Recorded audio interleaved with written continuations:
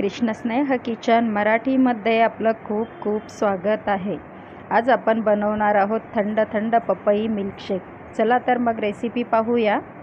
पपई मिल्कशेक बनवण्यासाठी एक पपई मी स्वच्छ पाण्याने धुवून घेतलेली आहे।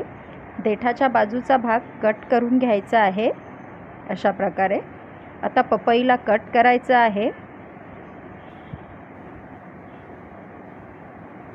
पपईच्या आतील बिया चमच्याच्या साहाय्याने काढून घ्यायच्या आहेत।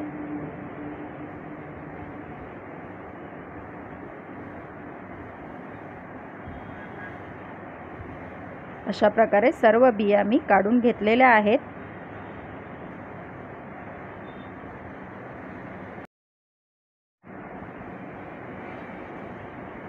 बिया काढल्यानंतर पपईची साल काढून घ्यायची आहे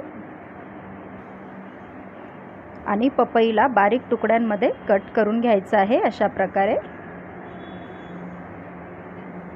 आता एक मिक्सरचं भांडं घ्यायचं आहे। मिक्सरच्या भांड्यामध्ये पपईचे तुकडे घालून घ्यायचे आहेत।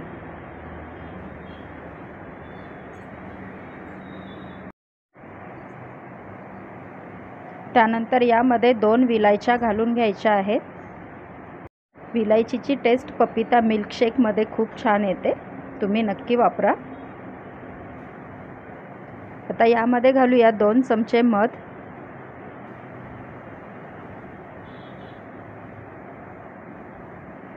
त्यानंतर यामध्ये 2 चमचे साखर घालूया।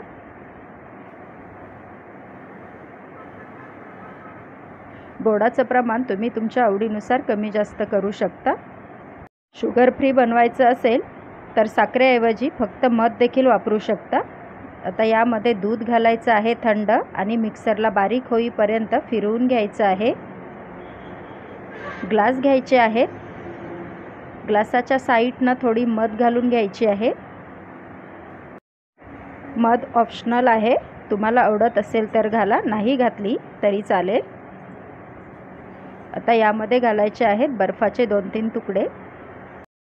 मिक्सरला फिरवून घेतलेलं पपईचं मिल्कशेक घालायचं आहे। वरच्या बाजूने देखील बर्फाचे तुकडे घालायचे आहेत। गार्निशिंगसाठी मी ग्लासाला एक पपईचा काप लावून घेतलेला आहे।